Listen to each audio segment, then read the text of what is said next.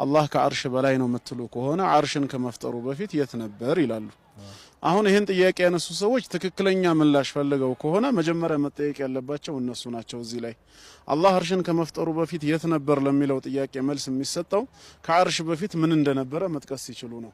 ለምን የት ወይም አይነ የሚለው ቃል ደላለቱን ዐለል መካን ቦታን ነው የሚጠቁመው፣ ከቦታ ጋር ተያይዞ ነው የሚመጣው። አላህ የት እንደነበር ማወቅ የሚፈልግ ሰው ከአርሽ በፊት የት ነበረ ካለ ከአርሽ በፊት ምን ነበረ ነው የመጀመሪያው ጥያቄ፣ ይንገረን ነው። አይ ከአርሽ በፊት ምንም ነገር የለም የመጀመሪያው መክሉቅ አርሽ ነው፣ ከአርሽ በፊት ምንም ነገር አቅጣጫም ቦታም የለም ከተባለ የት የሚለውም ጥያቄ መነሳት የለበትም ነው። ከመነሻው አስተሳሰቡ ውድቅ ይሆናል ነው። ሁለተኛ ደግሞ ይሄን ጥያቄ ሲያነሱ አላህ አርሽን ከመፍጠሩ በፊት የት እንደነበረ እኛ መመለስ አለመቻላችን አርሽን ከፈጠረ በኋላ ከአርሽ በላይ ሆነ የሚለውን እኮ ውድቅ ሊያደርገው አይችልም ለዛ ጥያቄ። ስለዚህ ምንድነው የጥያቄ ዓላማና ግቡ?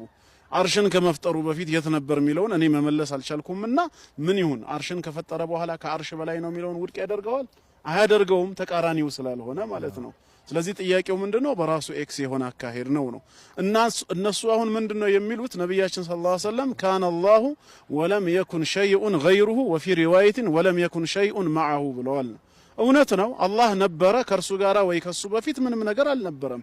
እኛም ከአላህ ጋር አብሮ የነበረ መክሉቅ አለ አላልንም። አላህ የሁሉ ነገር ኻሊቅ ከሆነ ከሱ በኋላ የመጣ በሱ የተገኘ ነው እንጂ ከዛ ውጭ ያለው ከሱ ጋር አብሮት ያለ አይደለም።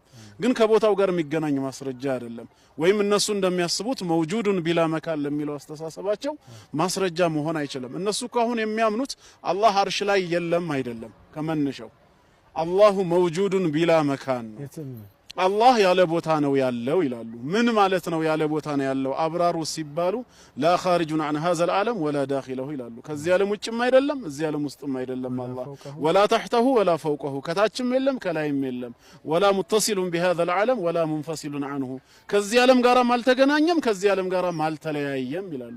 ምንድነው የዚህ ነገር ነቲጃው ሲባል የለም ነው አላህ። ለምን ከተባለ ማዕዱም የሆነ የሌለን ነገር ከዚህ በተለየ መልኩ በምን እንገልጸዋለን ታዲያ?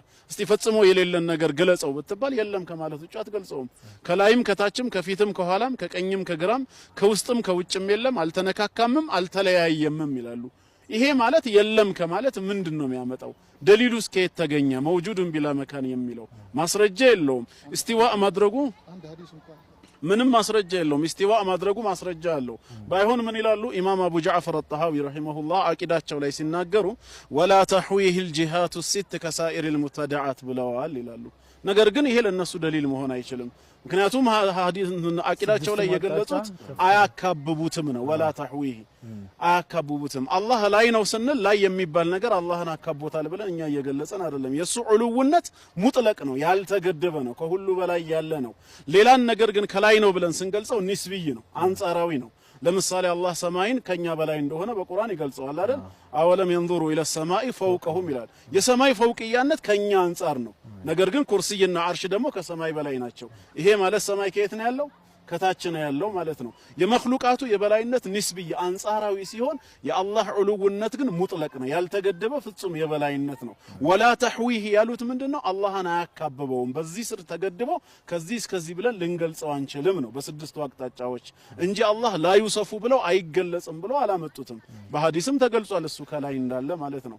ስለዚህ እንደ ሹብሃት የሚያቀርቧቸው ነገሮች ምንድነው? አላህ ከላይ ነው ካልን ቦታ ልንሰጠው ነው። ቦታ ከሰጠነው ደግሞ ቦታ ከመፈጠሩ በፊት የነበረ ነው የሚለውን ነገር ይቃረንብናል። ይሄ እንዳይሆን እንዲ ማድረግ አለብን የሚል ዒልመል ከላም የወለደው አስተሳሰብ የፍልስፍና ውጤት ሆኖ እንጂ መጀመሪያም ነሱ ነው አይደለም። ለዚህ ነው አቡል መዓሊ አልጁወይኒ ረሂመሁላህ እንደተለመደው ኹጥባ ለማድረግ ሚንበራቸው ላይ ወጥተው ካነ አላሁ ወላ መካን ወሁወ الآن على ما عليه كان ወደ ኢማም አሊ ኢብኑ አቢ ጣሊብ ረዲየላሁ ዐንሁ በስተት መንሱብ የተደረገው ኢማም አብዱል ቃሂር አልበግዳዲ ረሂመሁላህ አልፈርቁ በይነ الفرق በሚለው ክታባቸው የጠቀሱትን ኢማም አብዱል መሊክ አልጁወይኒ ይሄንን ሲናገሩ አቡ ጃዕፈር አልሐሚዳኒ የሚባል ሰው ነበር።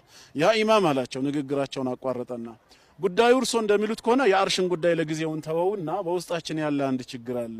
ይሄን ችግር የምናስወግድበትን መፍትሄ ይንገሩኝ አላቸው። እሱም ምንድነው? አንድም ስለ አላህ የሚያውቅ አሪፍ የሆነ ሰው በፍጹም የሆነ ነገር ፈልጎ አላህን ጠይቆ አያውቁም፣ በውስጡ የበላይነትን ፈልጎ እንጂ ከላይ መኖሩን አስቦ።